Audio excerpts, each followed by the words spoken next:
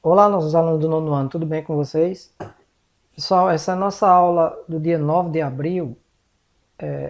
Essa aula de hoje, pessoal, ia ser pelo Meet, sendo que eu vou precisar participar de um simpósio e eu gravei a aula para vocês assistirem pelo canal Engenho Educação Física, certo? Pessoal, lembrando que a aula passada a gente pediu para vocês fazerem uma atividade prática, né, de exercício de membros inferiores, ou seja, das nossas pernas. Tomaram que tenham feito, se ficou um pouco dolorido, isso é normal de quem nunca fez exercício. Se continuou fazendo, evidente que essas duas sandálias não existem mais. E continuando nosso assunto, pessoal, a gente trabalhou o assunto de a história do esporte, né? A gente veio falando sobre o esporte desde seu surgimento até esse nome esporte. E hoje a gente vai tocar no assunto que é esse esporte moderno no Brasil, que eu pedi já para vocês lerem. E no final também deixei um exercício que eu vou comentar no final dessa aula com vocês, certo? Como eu não falei muito sobre isso, eu pedi que vocês leiam, eu vou agora explicar um pouco para vocês sobre esporte moderno no Brasil. Não entrei em nenhum esporte específico, justamente porque a partir de agora, logo logo a gente vai tocar no assunto de esportes, vai ser um a um, exemplo, futebol, e vamos falar sobre futebol, vôlei, só vôlei, e alguns esportes que a gente também não conhece. Principalmente vocês que não têm conhecimento de alguns esportes mais escondidos pelo mundo, certo? Vamos falar sobre eles também. Então, pessoal, o título é Esporte Moderno no Brasil, né? Eu vou lendo e vou explicando um pouco para vocês, sabe? Lembrar que a gente já possui nessa compreensão do que é esporte, né? Que é uma atividade institucionalizada com regras próprias que não se mudam de país para país, são regras específicas. Quando se muda para o mundo inteiro, certo? Isso é mais ou menos o esporte. E é sempre feito por federações, confederações, como a FIFA, CBF, CBV, certo? Essas confederações e federações, elas são quem introduzem as regras e o resto precisa seguir. Isso aí é um esporte. Ou seja, o esporte futebol, as regras do lateral, de jogar com a mão. Se jogar com o pé não seria esporte, seria o que? Um jogo, porque o esporte eu preciso seguir as regras, certo? E o esporte dentro da era moderna, que eu já expliquei para vocês o que é modernismo, ele foi construído principalmente na Inglaterra. Lembra que o esporte foi feito na Inglaterra, dentro da Revolução Industrial, quando o povo começa a chegar na cidade, sair do campo, e muita gente nas fábricas, e precisava arrumar algumas formas para distrair essas pessoas, melhorar a felicidade das pessoas, justamente para ajudar no trabalho dentro da fábrica, certo? Ele foi sendo espalhado por todo o planeta, justamente, com a queda das fronteiras, um exemplo, o avião, o navio, essas viagens mais rápidas, o mundo inteiro foi conhecendo o esporte, porque, um exemplo, como no futebol, os alemães vieram para cá, os ingleses vieram para cá para o Brasil e trouxeram o futebol para o Brasil. E isso foi se espalhando de país para país, certo?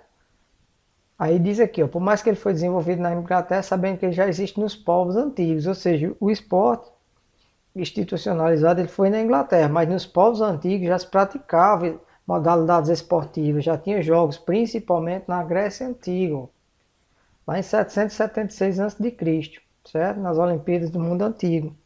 Já existia esporte, lembra que na Idade Média o esporte vai sumir justamente para dar vez a mais à igreja, certo? E nessa época o culto ao corpo era proibido.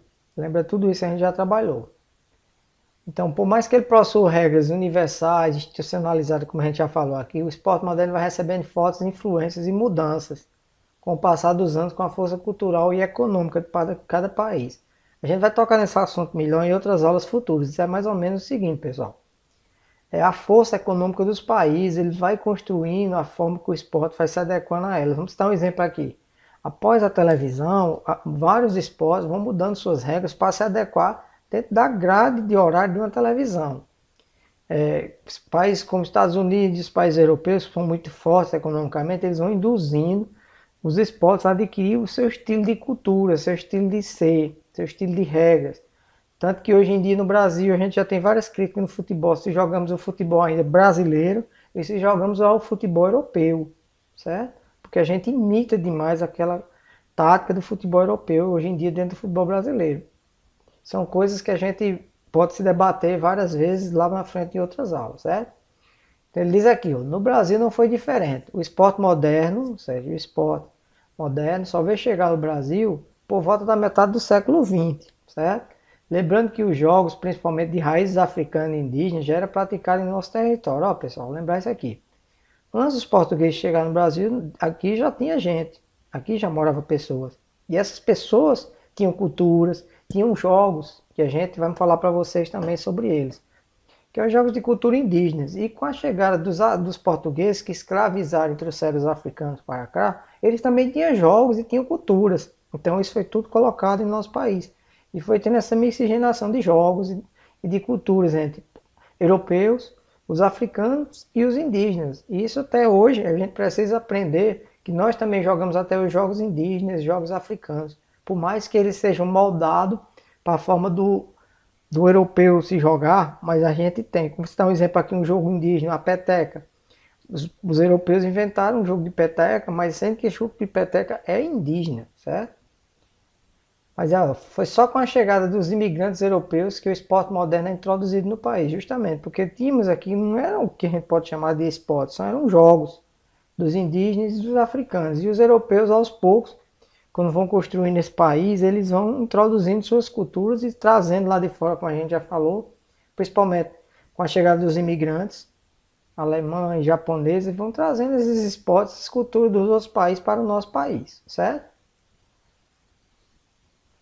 Lembrar que esse esporte era jogado no Brasil apenas pela camada social mais alta. Ó, pessoal, vamos lembrar isso aqui. Ó. O Brasil, no começo do século XX, nessa época, em 1900 e pouco, 1890 e pouco, certo? A 1900 e pouco, o Brasil, lembrar que o Brasil era um país, não vou chamar de bagunçado, mas vamos chamar o seguinte, um país que poucas pessoas têm direito a estudar. A escola não era pública, não era de graça como vocês têm hoje em dia, que todo mundo vai para a escola, não. Não era bem assim, não. Sem contar que o país era quase todo analfabeto, as pessoas não sabiam ler e escrever, só quem sabia ler e escrever era a alta classe. E o esporte, ele começa justamente nessa alta classe, que vai chegando de fora e vai introduzindo o esporte dentro dessa alta classe social, certo? Aos poucos é que os pobres vão começando a jogar alguns tipos de esporte, como vocês vão ver quando chegar na história do futebol, quando é que os pobres vão começando a se introduzir no esporte e os negros, certo? Vamos falar sobre isso também.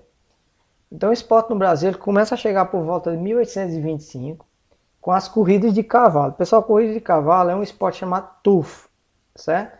No Brasil, até hoje, ele é muito elitizado. O cavalo é caríssimo e é um jogo que o cavalo lá vai correr contra outros cavalos e tem as apostas. E quem vão fazer essas apostas são pessoas de alto poder aquisitivo. Possui uma quantidade muito alta em dinheiro. E essas pessoas é quem bancam esses cavalos são caríssimos e até hoje esse esporte ele é muito elitizado, um esporte muito para quem tem condições sociais muito altas, certo? Ele é chamado tufo.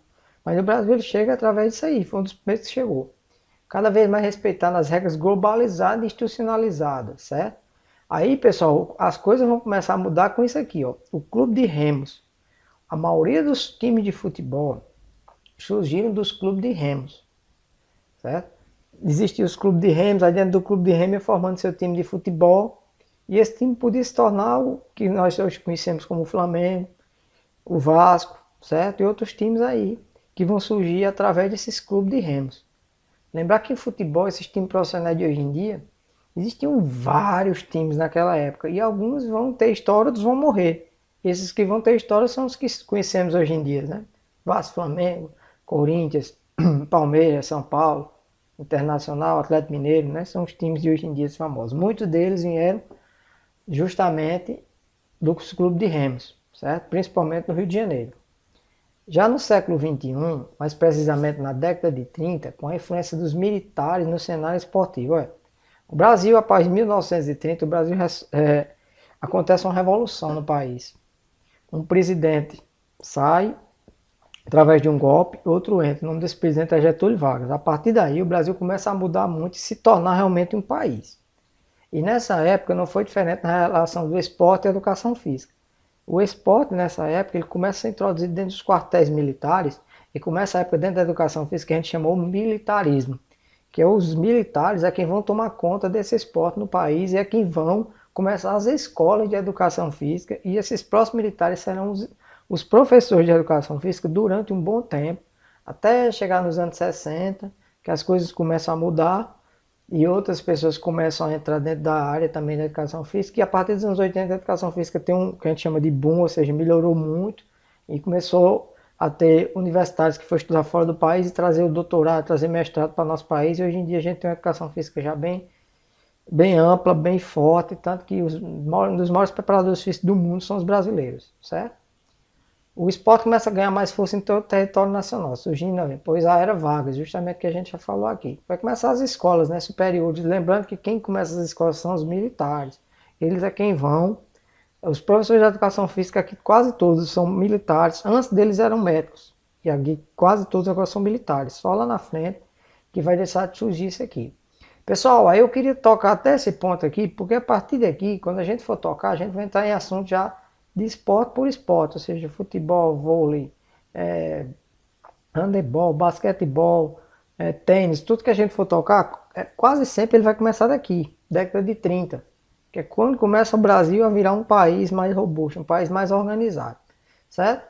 Pessoal, essa era a nossa aula de hoje sobre isso, e agora eu vou comentar sobre o exercício com vocês, certo? E vou passar também um exercício para vocês fazerem, que vai estar lá no formulário, certo? No nosso exercício, pessoal, eu peguei aqui o formulário, eu escolhi um aluno aqui, Andressa, certo? Peguei aleatório, não foi porque foi melhor nem a pior, para a gente falar sobre nosso exercício, certo?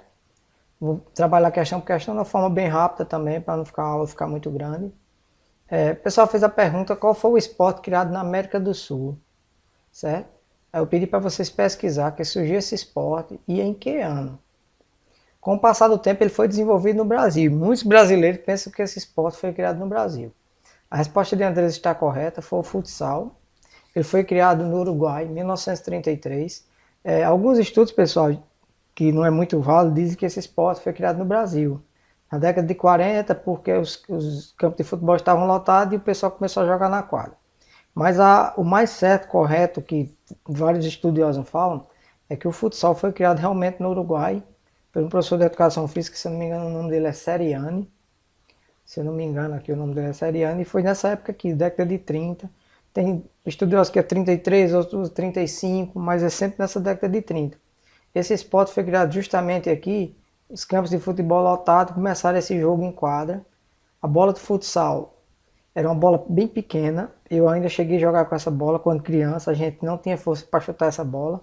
E não se chamava futsal, gente. O esporte só veio chamar futsal logo após a FIFA assumir esse esporte. Mas esse esporte era chamado futebol de salão. A bola parecia uma pedra. Eu, quando criança, não tinha força para chutar, a gente jogava com bola de handebol, que quicava, era horrível para a gente, criança, jogar futsal. Que na época chamava, eu ainda peguei ainda de futebol de salão.